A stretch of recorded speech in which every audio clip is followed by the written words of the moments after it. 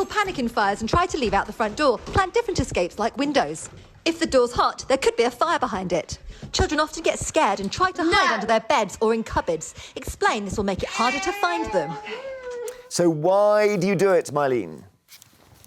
So I don't know if you're aware, Jeremy, I've got a book that I've launched. It's called They Don't Teach This at School. And in this book are loads of life skills, everything from how to change a plug, how to do basic first aid like CPR, essential first aid, all the way to the recovery position, and how to get out of everything from a bad relationship, a toxic environment at work, all the way through to a fire in a house. What you saw there is a TikTok video, and I far from want to sensationalize anything there. And I think obviously with TikTok, I mean, I play the piano blindfolded on TikTok as well. But what is important there is I made bite-sized pieces to illustrate what is in the book, and a 60-second video on how to leave a fire, what goes on in a fire in a house.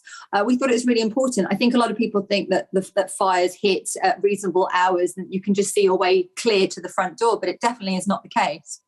You and I were at the musical Cinderella a few months ago, sitting next to each other, and your daughter was there, 14-year-old daughter. And you had a really interesting conversation, which I sort of eavesdropped on, where you said something to her about her drink. And you said, did you notice that you turned away from your drink earlier? And I was really pleased with what you did. And your daughter totally understood what you were saying. And she said to you, yes, Mummy, you never go back to a drink. Now, I thought, how interesting that must have been a fun night for you. How interesting that you taught her that. Tell us about that. I didn't realise that you were listening to that conversation. I don't think we have set times that we talk about life lessons per se. We just incorporate it into our day. I do remember what happened now. We went off and left our drinks in our chair at our seats, and then we came back. And a lesson that I've taught my daughters that many mums will definitely understand, and women, when they go out, is you just don't leave your drink. And I'm glad you overheard that, because you see that actually we just incorporate it into our day. Look, I wanted to write a book that was going to empower women, men. There's a lot of single dads out there that don't know how to, when they find themselves in certain situations, suddenly had to do their children's hair, say. So there's a section in the book on plaits, where my partner wanted to know how to do his daughter's hair. I've got my daughters who are now preparing, for their exams, and then, hopefully leaving for uni. Are they going to know how to do their laundry, what to do with the fuse box when it goes, what to do if they find themselves in sticky situations? I think, life does put you in circumstances that you're not always prepared for. We are loving this, Larry. Just lie down, Myleene. I mean, I think you're amazing, and I feel like such a lesser mother when I hear you. I feel like a lesser dad. Yes. I mean, I kind of visualise in your home now, you've got the kids on like grade 8 piano 1 minute, and they're doing Carol Vorderman maths books the next, and then they're learning how to get out of the house in the fire. It's just but hang on, you think the fire thing is great. I felt, why haven't I done this? Well, now what about you, Simon? Because we're both. I feel like with the drink spiking thing, I feel like a clueless dad here. Yeah, well, I do as well. I think, Myleene, what you're doing is brilliant. I'm sure there'll be some going, goodness me, this is too much.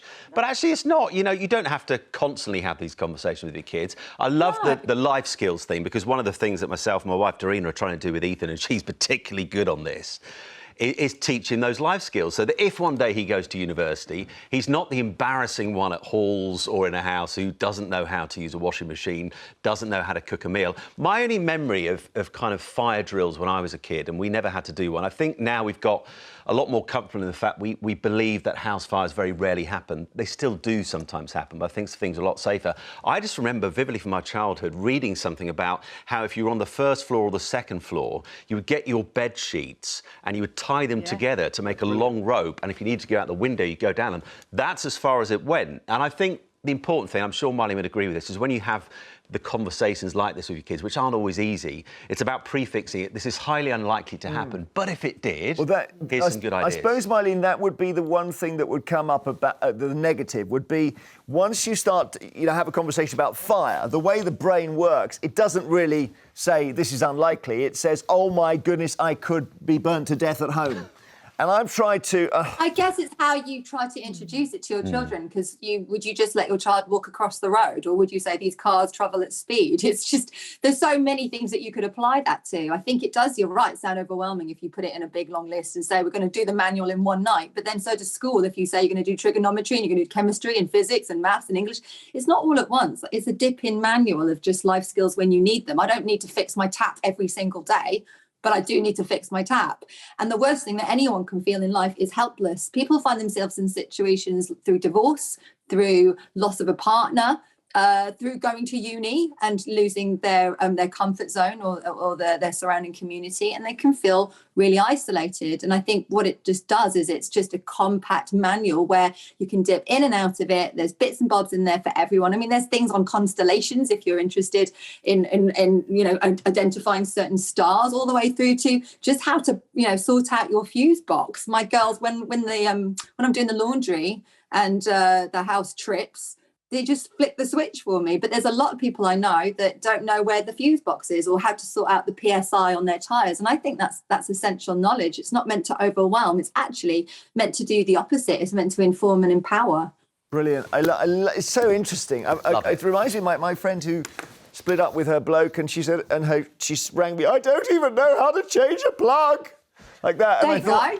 Yeah, and it's a good point. But you can't change plugs anymore because no, you can't change plugs, and don't spoil it, Larry. I changed the plug in lockdown when my lights arrived, and they were the wrong plugs because they were American plugs. You can change a plug. This is the thing. There's so many old wives' tales out there. There's things on jellyfish stings in the book because people have their old wives' tales associated with jellyfish stings. Or if you're the one that faints, are you assured that the people in your community or around you are going to know how to look after you? It's little things like that. Brilliant. Myleene, what is the truth on jellyfish sting? Because we were always taught when I was a kid. We on it. Is that true? Don't do it. No, don't do that. I knew you were going to say that. Okay. No, don't do that. Thank you, Myleene. Lovely to see you. Brilliant book. Nice to see you. Oh, take care. Wow, it's so much to think about. I made some errors when I was young. With jellyfish. The thing is, I tried to protect my kids from the fear of fire. If they said, look, if there's a fire, what do we do? I said, it's not going to be one. That was my attitude. Now I was vindicated because we never had a fire. Yet. Well, not yet. I mean, they're now of an age where they'll make their own arrangements if there's a fire. But Right? Well, of course they will. They're teenagers now. Okay. They'll fly. Just They're like their earphones. You'll shout fire, fire. They won't hear. But I did at some point buy a fire extinguisher. I think we're sometimes a little bit too worried that our kids can't deal with the difficult conversations. Yeah. But actually they can. But I think it's all about how you phrase it, how you talk to them about it. Don't talk down to them. But, with my son Ethan, he's gone through some really difficult things in the last 4 years. We've had to have some really impossible conversations, but he has been able to deal with it. And I think with something like this, it's not about overloading them, every once a week, once a month, we need to talk about fires. It is depressing. But you can have those conversations. I mean, with my daughter who's 15, I had to have a conversation recently about footwear. But if you're going out in a pair of high shoes, you need to have a flat pair in your handbag because you need to come home in case you have to run. Now, that's a depressing conversation to have with a girl. It's a great tip, what though. a mother needs to have with her daughter and say, and I said, also, you need to take a big coat with you. Not because it's cold, but because when you come home, you need to be able to have yourself covered just in case there's stuff going on. And again, is that ethically right? Shouldn't we be able to wear that? Like, yes, they should, but also I want her to be safe.